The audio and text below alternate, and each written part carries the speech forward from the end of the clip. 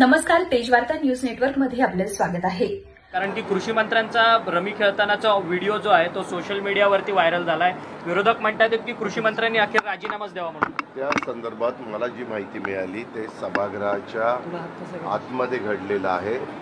तुम्हालाही माहिती आहे पत्रकार मित्रांनो, विधिमंडळाचा जो एरिया आहे तो राम शिंदे साहेब आणि राहुल नार्वेकरजी या दोघांच्या अखत्यारीमध्ये येत असतो।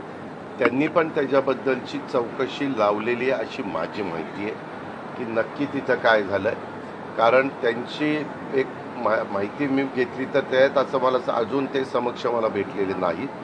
काल मी दुपारी इथं पोहोचलो, दुपारनंतर बाकीचे माझे मीटिंग मी देवगिरीला घेत होतो आणि आज मात्र मी सकाळपासून इथं आहे। आज खरं तर दिल्लीमध्ये पण एक महत्त्वाचा कार्यक्रम होता, दोन्ही मुख्यमंत्र्यांना बोलवलं होतं, परंतु मुख्यमंत्री काल पंढरपूरचा कार्यक्रम करून डायरेक्ट दिल्लीला रवाना झाले आणि मी मुख्यमंत्र्यांशी रात्री बोललो की बाबा मी आज मीटिंग पण बऱ्याच लावलेल्या आहेत, तोही कार्यक्रम महत्त्वाचा आहे, ह्या मीटिंग पण महत्त्वाच्या आहेत आणि दोन नेते तिथं असल्यामुळं मी त्या कार्यक्रमाला न जाता मी इथं थांबून मीटिंग घेत होतो।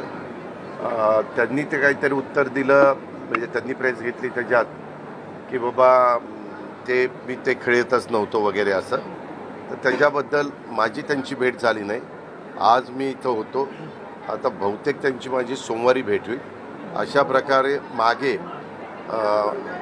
देवेंद्र फडणवीसांच्या नेतृत्वाखालचं सरकार आल्यानंतर आम्ही सगळ्याच मंत्र्यांना सांगितलं, आम्हाला इतर पण वरिष्ठांच्या बाबतीत आम्ही सगळ्यांनी चर्चा केली आणि प्रत्येकाने आपल्यावर राज्याची जबाबदारी आपण भान ठेवून बोललं पाहिजे, वागलं पाहिजे, निर्णय घेतले पाहिजे अशा पद्धतीनं सगळ्यांना सक्त सूचना देवेंद्रजींनी दिल्या, एकनाथरावजींनी दिल्या, मी पण माझ्या लोकांना सांगितलं।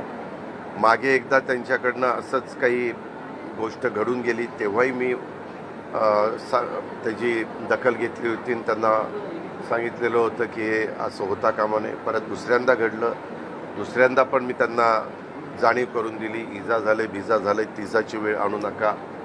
परंतु आता ह्या बाबतीमध्ये ते म्हणतायत मी ते करतच नव्हतो। नक्की काय आहे हे निष्पन्न होईलच, परंतु मी सोमवारी मी आहे का नाही, सोमवारी मी असेल तर सोमवारी नाही तर मंगळवारी त्यांना बोलून त्यांच्याशी समोरासमोर चर्चा करणार आहे आणि त्याच्यानंतर मी काय तो निर्णय घेणार। रोहित पवार जर तथ्यता आढळली तर काय कारवाई? त्याबद्दल तो निर्णय आमच्या अखत्यारीतला असेल, मुख्यमंत्री आम्ही ठरवून तो निर्णय घेऊ। कृषी मंत्री खोटं बोलतात असं रोहित पवार म्हणतात। एक मिनिट, बाकी कोण काय बोलतंय त्याला माझ्याला काही घेणं देणं नाहीये।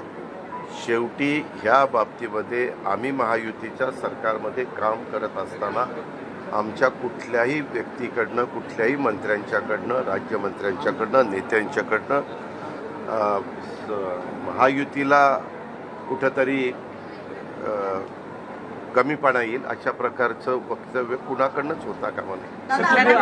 माणिकराव कोकाटेच नाही तर या अधिवेशन काळात फक्त माणिकराव कोकाटे नाही तर योगेश कदम असतील, संजय गायकवाड असतील, संजय राठोड असतील, संजय शिरसाट असतील, यांची सगळ्यांचीच प्रकरणं बाहेर येताना दिसली। त्यामुळे महायुतीतल्या अनेक मंत्र्यांवर येत्या काळामध्ये गाज येईल असं बोललं जातंय। याबद्दलचा निर्णय आपल्यालाही पत्रकार मित्रांनो माहिती आहे की राज्याचे मुख्यमंत्री कुणीही असले, मागे जसं एकनाथराव शिंदे होते, आता देवेंद्रजी आहेत, मुख्यमंत्री महोदयांचा तो अधिकार असतो।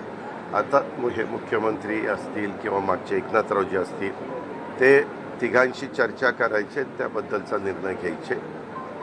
त्याबद्दल शेवटी हे तीन पक्षाचं सरकार आहे, इतर पण मित्रपक्ष RPI आणि इतर पण आहेत, त्याच्यात नाही असं नाही, पण याबद्दल सहसा काही घडलं तर NCPच्या मंत्र्यांच्याबद्दल घेतलं तर त्याची जबाबदारी राष्ट्रवादी काँग्रेस पक्षावर जास्त असते।